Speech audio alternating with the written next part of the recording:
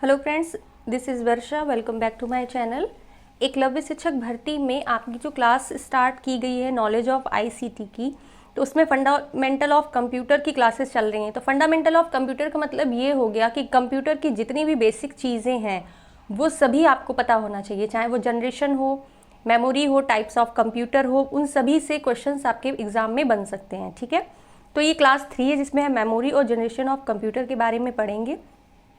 And Telegram channel पर आपको कल कंप्यूटर एब्रीविएशन की जो पीडीएफ है वो शेयर की गई है, उसकी क्लास नहीं होगी, तो आप लोग टेलीग्राम से उस पीडीएफ को डाउनलोड करके और याद करना शुरू कर दीजिए, जिससे क्या है जब तक एग्ज़ाम हो तब तक आप उसका कम से कम 2 या 3 बार रिवीजन कर सकें। ओके, तो स्टार्ट करते हैं वीडियो। कल भी हमने मेमोरी के बारे में थोड़ा सा पढ़ा था, बट यहाँ पर भी थोड़ा समझ लीजिए कि मेमोरी क्या है, क्योंकि ये पूरी जो क्लास है वो मेमोरी और जनरेशन पर बेस्ड है। पहली है प्राइमरी मेमोरी।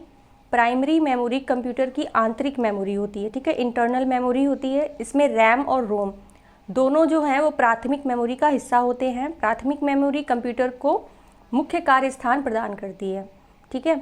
इसमें रीड ऑनली मेमोरी यानी कि रोम, तो इसके नाम से ही जैसे पता चलता है कि रीड ऑनली, सिर्फ इसमें हम पढ़ सकते हैं, उसमें कोई भी चेंजेस नहीं कर सकते, ना ही कुछ लिख सकते हैं। इसको दीर्घकालीन आंतरिक मेमोरी कहते हैं। और ये नॉन वोलेटाइल मेमोरी है, ठीक है, यानी कि गैर वाष्पशील मेमोरी। हिंदी वाले बच्चे इंग्लिश को ज़रूर पढ़ें कंप्यूटर में, ठीक है। अदर सारे जो सब्जेक्ट्स हैं वो भले ही आप हिंदी में पढ़िए, बट कंप्यूटर इंग्लिश में भी पढ़ते रहिए, क्योंकि जो हिंदी के वर्ड्स होते हैं वो समझने में थोड़े से टफ होते हैं, ठीक है। तो नॉन वोलेटाइल मेमोरी है रीड ऑनली मेमोरी, जो बिजली के प्रवाह के बिना डेटा को बनाए रखती है। मतलब कि अगर लाइट नहीं है तो भी जो रीड ऑनली मेमोरी का डेटा है वो डिलीट नहीं होगा, ठीक है। रोम स्थायी रूप से लिखित डेटा या प्रोग्राम वाली एक आवश्यक चिप है, यानी कि इसका जो डेटा होता है वो स्थायी है, समझ गए, परमानेंट डेटा रहता है। ये रैम के समान है जिसे सीपीयू द्वारा एक्सेस किया जाता है। मतलब कहना ये चाह रहे हैं कि जो रैम और रोम है, यानी कि read only memory and random access memory, ये दोनों ही सीपीयू में इंस्टॉल होती हैं। ओके, रोम कंप्यूटर द्वारा निर्माता द्वारा कंप्यूटर को बूट अप करने के लिए पूर्व लिखित निर्देशों के साथ आता है। मतलब रीड ऑनली मेमोरी में वो इंस्ट्रक्शंस होते हैं जो आप कंप्यूटर को स्टार्ट करते हैं, तो जो ऑपरेटिंग सिस्टम है वो रीड ऑनली मेमोरी में ही इंस्टॉल होता है। ओके, इसके डेटा में चेंजेस नहीं कर सकते। अब बात करते हैं रैंडम एक्सेस मेमोरी की। तो इसका मतलब ये हो गया, इसकी फुल फॉर्म याद रखिएगा, रैंडम एक्सेस मेमोरी। ये अल्पकालीन मेमोरी है, यानी कि शॉर्ट टर्म मेमोरी है। इसे रैंडम कहा जाता है क्योंकि आप किसी भी समय और किसी भी भौतिक स्थान से संग्रहित डेटा को क्या कर सकते हैं, पढ़ सकते हैं, ठीक है, और इसमें चेंजेस भी कर सकते हैं। ये टेम्प्ररी मेमोरी होती है। रैम अस्थिर है, यानी कि टेम्प्ररी है, वोलेटाइल है। याद रखिएगा कैसी मेमोरी है, वोलेटाइल है, जो केवल तब तक सभी डेटा को बरकरार रखता है जब तक कंप्यूटर संचालित होता है। मतलब अगर पावर कट हो गया, लाइट चली गई, ठीक है, तो रैंडम एक्सेस मेमोरी में इंस्टॉल जो डेटा होता है वो अगर आपने सेव नहीं किया है तो वो डिलीट हो जाता है, ठीक है। रैम वर्तमान में संसाधित डेटा को सीपीयू में संग्रहित करता है, उन्हें ग्राफिक्स यूनिट में भेजता है, ठीक है। तो इसका भी जो डेटा होता है वो सीपीयू में ही स्टोर होता है। तो ये दोनों ही आप समझ गए होंगे। इसमें याद रखने वाली बस 2 ही चीज़ें हैं। इसकी फुल फॉर्म याद रखिएगा, कौन सी वोलेटाइल मेमोरी है, कौन सी नॉन वोलेटाइल है, कौन सी परमानेंट है, कौन सी टेम्पररी है, ये चीज़ें इसमें याद रखने वाली हैं, ठीक है। और ये भी याद रखिएगा कि कौन सी मेमोरी ऐसी है जो पावर कट होने पर डिलीट हो जाती है एंड कौन सी है जो सेव रहती है, ठीक है। तो ये जो अभी क्वेश्चंस हमने बोले हैं इनमें ये याद रखना ज़रूरी है। अब हम बात करते हैं प्रोम। ये भी रोम का ही एक पार्ट है। इसकी फुल फॉर्म है प्रोग्रामेबल रीड ऑनली मेमोरी, ठीक है। इसको अन्य प्रकार की प्राथमिक मेमोरी होती है जिसे प्रोग्रामेबल रीड ऑनली मेमोरी कहा जाता है। आप जानते हैं कि रोम में संग्रहित प्रोग्राम को संशोधित करना या मिटाना संभव नहीं होता है। मतलब आप उसमें ना चेंज कर सकते हैं ना उसको डिलीट कर सकते हैं, लेकिन आपके लिए अपने प्रोग्राम को पी रोम चिप में संग्रहित करना संभव है, ठीक है। एक बार प्रोग्रामर लिख जाने के बाद इसे बदला नहीं जा सकता और बिजली बंद होने पर भी ये बरकरार रहता है। इसीलिए पी रोम या रोम में लिखे गए प्रोग्राम या निर्देश को मिटाया या बदला नहीं जा सकता है। ये भी रोम का ही एक टाइप होता है। नेक्स्ट है ईपी रोम, यानी कि erasable programmable read only memory. Full forms जो है वो आपको इंग्लिश में ही याद करनी होंगी, ठीक है। यह erasable programmable read only memory है जो पी रोम और रोम की समस्या को दूर करता है। ईपी रोम चिप के लिए पहले से संग्रहित जानकारी को मिटाकर इसे बार बार प्रोग्राम किया जा सकता है, ठीक है। ईपी रोम में संग्रहित जानकारी चिप को कुछ समय के लिए पराबैंगनी प्रकाश में उजागर करती है और ये चिप को मिटा देती है। इससे एक विशेष प्रोग्रामिंग सुविधा का उपयोग करके पुनः प्रोग्राम किया जा सकता है। जब ईपी रोम उपयोग में हो तो जानकारी केवल पढ़ी जा सकती है, मतलब आप उसमें चेंजेस कर सकते हैं, लेकिन जब आप उसका यूज़ कर रहे हैं तो सिर्फ उसको पढ़ सकते हैं, तब उसमें चेंजेस नहीं किए जा सकते। इनकी फुल फॉर्म्स याद रखना ज़रूरी है, ओके। नेक्स्ट है EEP रोम, यानी कि electrically erasable programmable read only memory, ठीक है। EEP रोम को 1 मिलीसेकंड में पहली विद्युत तरंगों द्वारा जलाया यानी कि प्रोग्राम किया जा सकता है और मिटाया भी जा सकता है। किसी डेटा का 1 बाइट या डिवाइस की संपूर्ण सामग्री मिटाई जा सकती है। इसे मेमोरी प्रकार को लिखने या मिटाने के लिए आपको पी रोम बर्नर नामक एक उपकरण की आवश्यकता होती है, ठीक है। तो किस मेमोरी को डिलीट कर सकते हैं, किसको नहीं डिलीट कर सकते हैं, इनकी सारी फुल फॉर्म्स, ये सारी चीज़ें आपको याद रखने की ज़रूरत है। नेक्स्ट बढ़ते हैं कैश मेमोरी। ये क्या होती है? ये सीपीयू की गति मुख्य मेमोरी में के एक्सेस समय की तुलना में बहुत अधिक है, इसीलिए मुख्य मेमोरी की धीमी गति के कारण सीपीयू का प्रदर्शन कम हो जाता है। आपने देखा होगा जब आप मोबाइल यूज़ करते होते हैं तो उसमें भी ज़्यादा वेबसाइट वगैरह सर्च करने पर आपकी एक कैश मेमोरी बनती चली जाती है अपने आप ही, ठीक है। फिर क्या होता है, आपका जो मोबाइल है वो स्लो हो जाता है, फिर आप सेटिंग्स में जाकर उस कैश मेमोरी को डिलीट करते हैं, तब आपकी जो स्पीड है वो अच्छी होती है। ऐसा ही कंप्यूटर में भी होता है, ठीक है। ऑपरेटिंग गति में बेमेल को कम करने के लिए यानी कि उसकी स्पीड को ठीक करने के लिए सीपीयू और मुख्य मेमोरी के बीच एक छोटी मेमोरी चिप जुड़ी होती है जिसका एक्सेस समय सीपीयू की प्रोसेसिंग गति के बहुत करीब होता है। इसे कैश मेमोरी कहा जाता है। कैशे यादें, कैश मेमोरी यहाँ पर हिंदी में थोड़ा सा अलग हो गया, पारंपरिक रैम की तुलना में बहुत तेज़ी से एक्सेस की जाती है। इसका उपयोग वर्तमान में निष्पादित प्रोग्राम या डेटा या सीपीयू द्वारा अक्सर उपयोग किए जाने वाले अस्थायी डेटा को संग्रहित करने के लिए किया जाता है। इसीलिए प्रत्येक मेमोरी मुख्य मेमोरी का वास्तव में उससे अधिक तेज और बड़ा बनाती है। कैश मेमोरी का आकार बड़ा रखना भी बहुत महंगा है और इसका आकार सामान्यतः छोटा रखा जाता है, ठीक है। कैश मेमोरी भी ज़रूरी होती है। नेक्स्ट है सेकेंडरी मेमोरी, जिसको नॉन वॉलेटाइल मेमोरी भी कहते हैं। द्वितीयक स्मृति यानी कि सेकेंडरी मेमोरी प्रकृति में बाह्य एवं स्थायी होती है। ये बाहर होती है, ये सीपीयू के अंदर नहीं होती। अभी तक आपने जितनी भी मेमोरी पढ़ी हैं, चाहे RAM ROM, PROM, EPROM, EEP ROM, cache memory, ये सारी कहाँ होती हैं? सीपीयू के अंदर होती हैं, ठीक है। ये प्राइमरी मेमोरी हो गई।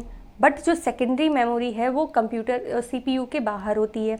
द्वितीयक मेमोरी का संबंध चुंबकीय मेमोरी से। सेकेंडरी मेमोरी को फ्लॉपी डिस्क, मैग्नेटिक टेप जैसे स्टोरेज मीडिया पर स्टोर किया जा सकता है। इस मेमोरी को ऑप्टिकल डिस्क यानी कि सीडी रोम पर भी ऑप्टिकली स्टोर किया जा सकता है। तो एग्जाम्पल से एक बार और देख लीजिए। चुंबकीय टेप यानी कि मैग्नेटिक टेप, ऑप्टिकल डिस्क में आपके सीडी, कॉम्पैक्ट डिस्क जिसकी फुल फॉर्म है। Read only memory, CD ROM, एक बार लिखने अनेक पढ़ें यानी कि WO रोम, ठीक है। मिटाने योग्य optical disc, erasable optical disc. तो ये सारी जो हैं इनकी फुल फॉर्म्स याद रखिएगा एंड एग्जाम्पल्स याद रखिएगा। नेक्स्ट है मेमोरी रिप्रेजेंटेशन।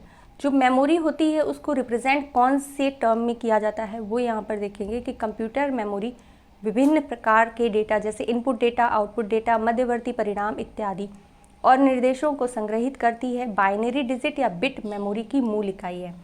तो ये इम्पॉर्टेंट है और ये हो सकता है इसमें से क्वेश्चन आपको मिल जाए कि मेमोरी की मूल इकाई क्या है। तो बाइनरी डिजिट और बिट, ठीक है।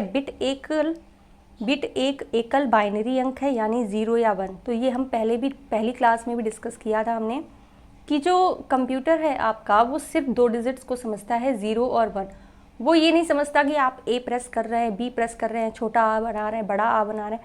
वो सिर्फ 0 और 1 को जानता है और वो नैनो सेकेंड्स में अपनी जो प्रोसेसिंग है उसको करके आपको एज इट इज़ आउटपुट देता है जो आप टाइप कर रहे हैं, ओके।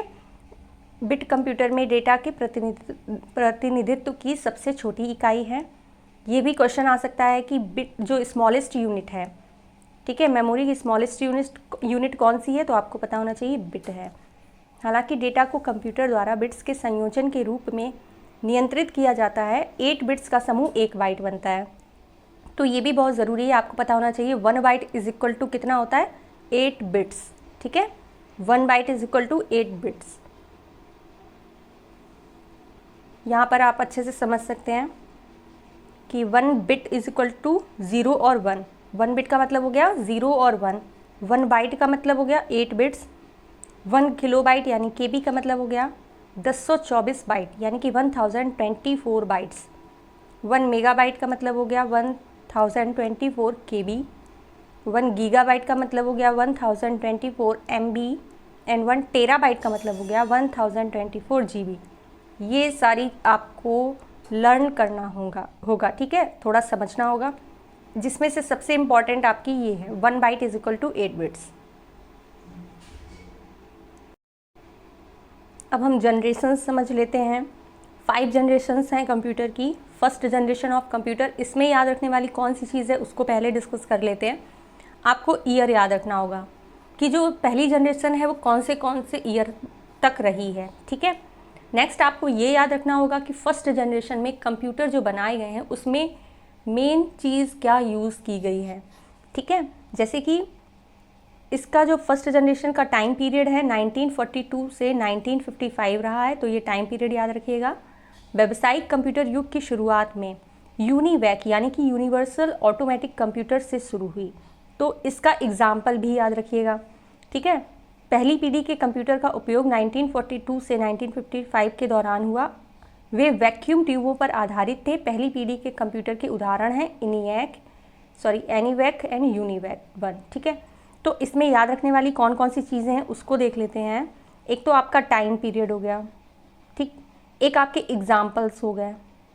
नेक्स्ट आपका याद रखने वाली चीज़ हो गई है वैक्यूम ट्यूब, कि पहली जनरेशन के कंप्यूटर में क्या यूज़ किया गया था, वैक्यूम ट्यूब यूज़ किए गए थे, ठीक है। तो इतनी चीज़ें जो हैं वो अभी जो सर्कल बनाई हैं, ये 3 चीज़ें इसमें याद रखने की ज़रूरत है, ओके। नेक्स्ट है दूसरी पीढ़ी के कंप्यूटर, तो इसका भी टाइम पीरियड, एग्जाम्पल और क्या मेन चीज़ यूज़ की गई, ये 3 चीज़ें ही याद रखिएगा।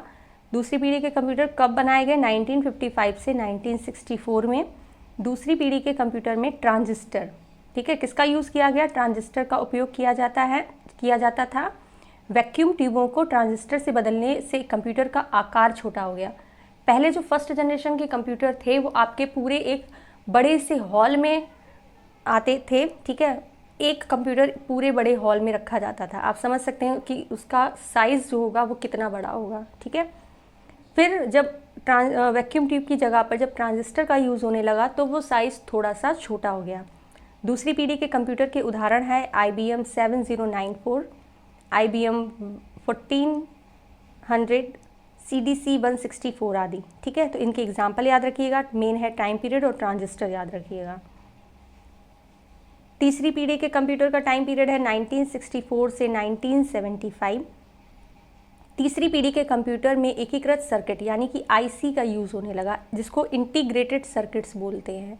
फुल फॉर्म याद रखिएगा, ठीक है। इंटीग्रेटेड सर्किट्स का उपयोग किया जाता था। पहले IC का आविष्कार और उपयोग 1961 में किया गया। एक IC का आकार लगभग 1/4 वर्ग इंच होता था। एक एकल IC चिप में हज़ारों ट्रांजिस्टर हो सकते हैं, ठीक है। कंप्यूटर आकार में छोटा हो गया, तेज हो गया, अधिक विश्वसनीय और कम महंगा हो गया, ठीक है। तीसरी पीढ़ी के कंप्यूटर के एग्जाम्पल्स देख लीजिए।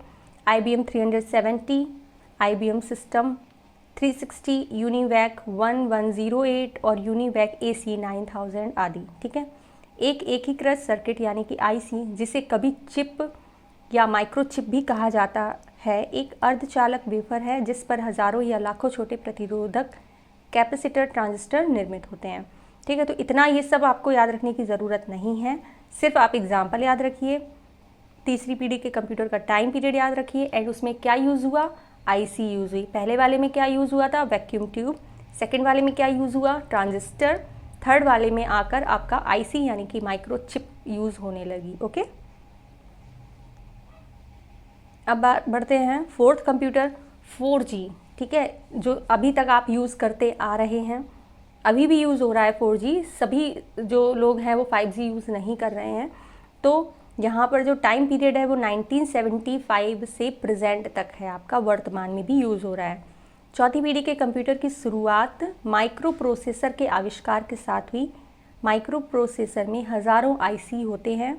LSI यानी कि लार्ज स्केल इंटीग्रेशन, अब आप हिंदी में इसको यहाँ पर नहीं समझिएगा, ओके, यहीं पर समझिए। LSI की फुल फॉर्म क्या है, लार्ज स्केल इंटीग्रेशन, और VLSI की क्या है, वेरी लार्ज स्केल इंटीग्रेशन, ठीक है। तो इनका यूज़ करके माइक्रो प्रोसेसर बनाए गए, इससे कंप्यूटर का आकार बहुत कम हो गया। अब आप देख रहे होंगे जो कंप्यूटर आते हैं वो कितने छोटे हैं, आपकी एक टेबल पर आ जाते हैं, ठीक है। और पहले के कंप्यूटर क्या थे, पूरे एक कमरे में आते थे। आधुनिक माइक्रो प्रोसेसर का आकार आमतौर पर 1 वर्ग इंच होता है। इसमें लाखों इलेक्ट्रॉनिक सर्किट्स होते हैं। चौथी पीढ़ी के कंप्यूटर के उदाहरण हैं एप्पल, मैकिन्टॉश, IBM PC आदि, ठीक है। तो आप समझ गए होंगे, फोर्थ में क्या आ गया, आपका माइक्रो प्रोसेसर का यूज़ हुआ एंड 1975 से प्रेजेंट तक इसका यूज़ होता आ रहा है। अब बढ़ते हैं 5G की तरफ कि 5G कंप्यूटर्स कैसे होते हैं। पांचवी पीढ़ी के कंप्यूटर वर्तमान और उससे आगे, यानी कि अभी स्टार्ट हुए हैं एंड आगे भी जब तक कोई और जनरेशन नहीं आ जाती है तब तक इनका यूज़ होता रहेगा। वैज्ञानिक पांचवी पीढ़ी के कंप्यूटर पर कड़ी मेहनत कर रहे हैं और उन्हें काफ़ी सफलताएं मिली हैं। ये आर्टिफिशियल इंटेलिजेंस यानी कि AI की तकनीक पर आधारित हैं। कंप्यूटर बोले गए शब्दों को समझ सकते हैं और मानवीय तर्क की नकल कर सकते हैं। IBM वॉटसन कंप्यूटर एक उदाहरण है जो हार्वर्ड विश्वविद्यालय के छात्रों को मात देता है, ठीक है। तो आप इसका एग्जाम्पल समझ गए, IBM वॉटसन, और ये किस पर बेस्ड है, AI पर बेस्ड है। तो जितने भी जनरेशन्स हैं उनका टाइम पीरियड, एग्जाम्पल एंड जो आपका टाइम पीरियड, एग्जाम्पल और जो भी यूज़ हुआ है, जैसे फर्स्ट जनरेशन में क्या यूज़ हुआ था, वैक्यूम ट्यूब। सेकेंड जनरेशन में क्या यूज़ हुआ, ट्रांजिस्टर। थर्ड में इंटीग्रेटेड सर्किट। फोर्थ में आपके माइक्रो प्रोसेसर यूज़ हुए एंड फिफ्थ में आपका क्या, AI यानी कि आर्टिफिशियल इंटेलिजेंस का यूज़ होने लगा, इसकी टेक्निक पर बेस्ड हो गया, ठीक है। तो आप ये पूरी जनरेशन के जो जितनी भी चीज़ें बताई हैं उनको अच्छे से समझ लीजिएगा, ओके। आगे की जो क्लास है वो भी बहुत ज़रूरी होगी, उसको भी देखिएगा। ये जो नॉलेज ऑफ ICT की क्लासेस है वो TGT, PGT, हॉस्टल वार्डन सभी के लिए ज़रूरी है, तो चैनल को शेयर ज़्यादा करिए, ठीक है। एंड कोई भी डाउट या सजेशन है उसको कमेंट में ज़रूर लिखिएगा। Thanks for watching.